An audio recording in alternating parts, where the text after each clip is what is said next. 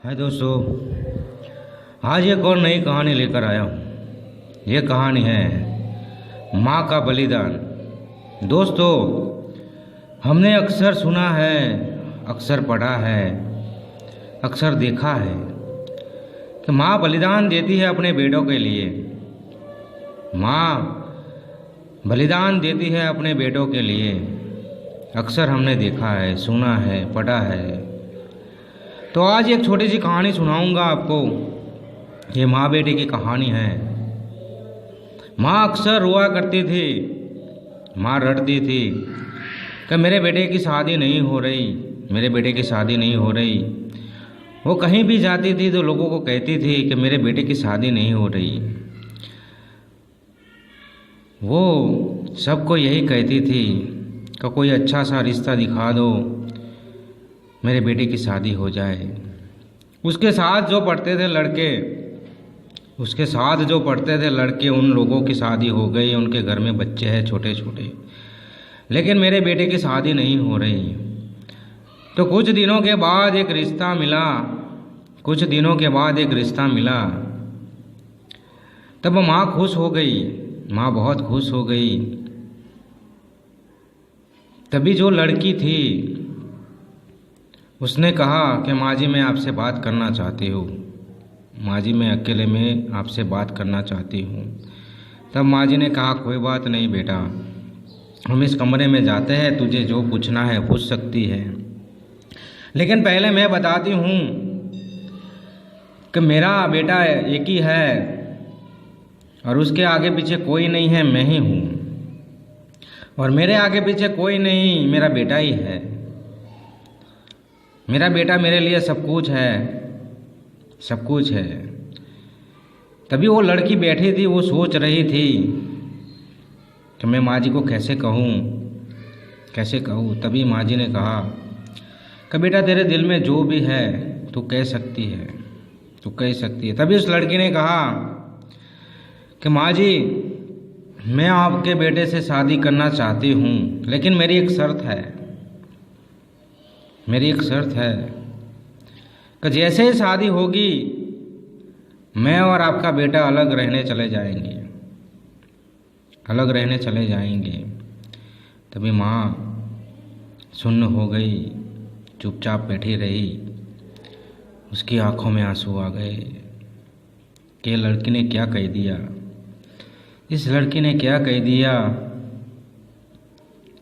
मेरे से मेरा अंग ही छीन लिया उसने, मेरे से मेरा अंग ही छीन लिया। काफ़ी देर तक वो सोचते हैं। तभी उस लड़की ने कहा माँ जी क्या सोच रहे हो? आप मना भी कर सकते हो, मैं दूसरी जगह शादी कर लूँगी। तब माँ जी ने कहा नहीं, कई सालों के बाद रिश्ता मिला है, मैं ठुकराना नहीं चाहती। कई दिनों के बाद रिश्ता मिला है, मैं ठुकराना नहीं चाहती। मुझे मंजूर है, मेरे बेटे की जैसे शादी होगी मैं किसी को नहीं बताऊंगी, यहाँ से चली जाऊंगी, ये तुझसे वादा है।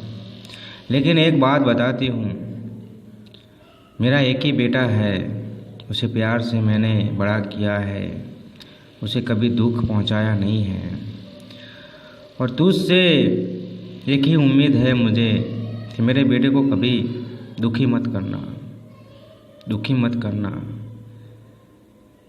तब उस लड़की ने कहा ये मेरा वादा है, आपका बेटा कभी दुखी नहीं रहेगा।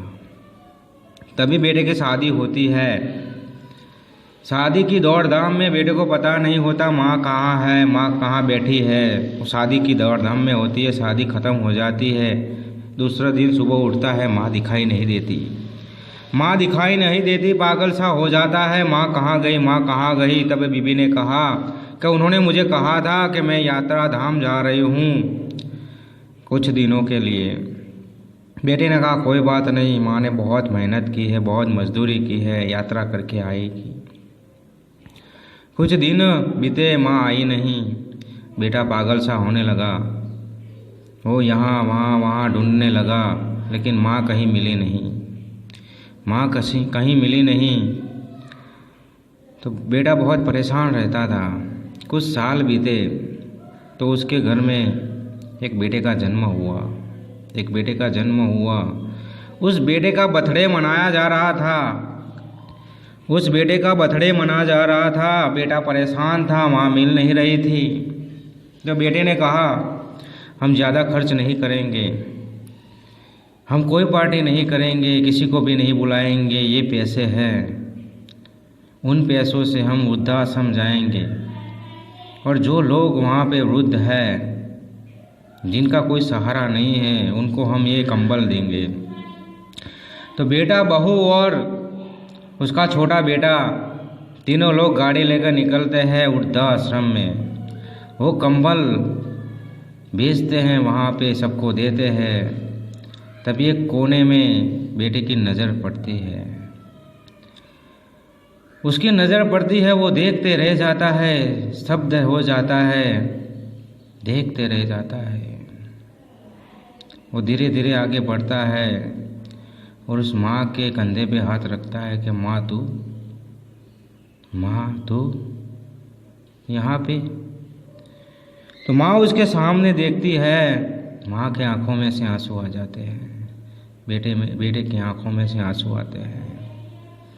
तो माँ, मैंने कहाँ कहाँ नहीं ढूंढा तुझे, कहाँ कहाँ नहीं ढूंढा, और तू यहाँ पे है। क्या मैं मर गया था कि तुझे यहाँ आना पड़ा।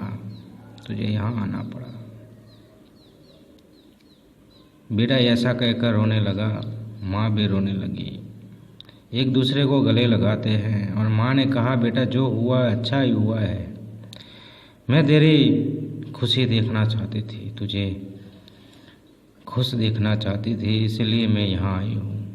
कि माँ तू जब से गई है तो मैं खुश नहीं हूँ। एक दिन मेरे चेहरे पे हंसी नहीं आई, और तू कहती है मैं तुझे खुश देखना चाहती थी। मैं खुश नहीं हूँ माँ, तेरे बगैर मैं खुश नहीं रह सकता। ऐसे गले लगा कर रोने लगे दोनों, और माँ को वो साथ ले जाता है, बीबी को डांटता है कि तुम्हारी माँ के साथ ऐसा होता, तुम्हारे भाई की शादी के लिए माँ चली जाती और वो वृद्धाश्रम में रहती तो तुझे कैसा लगता। तब उस बहू को पता चलता है कि मुझे माफ़ कर देना, मेरी गलती हो गई। आपके बगैर घर सुना है, ऐसे घर जाते हैं वो लोग। तो दोस्तों, इस कहानी में यही कहना चाहता हूँ कि माँ बहुत बलिदान देती है बच्चों के लिए। तो बच्चों का फ़र्ज़ बनता है कि माँ बाप को खुश रखे। तो ये कहानी पसंद आया तो अपने दोस्तों में शेयर कर देना। मैं मिलता हूँ नेक्स्ट स्टोरी में। हाय दोस्तों,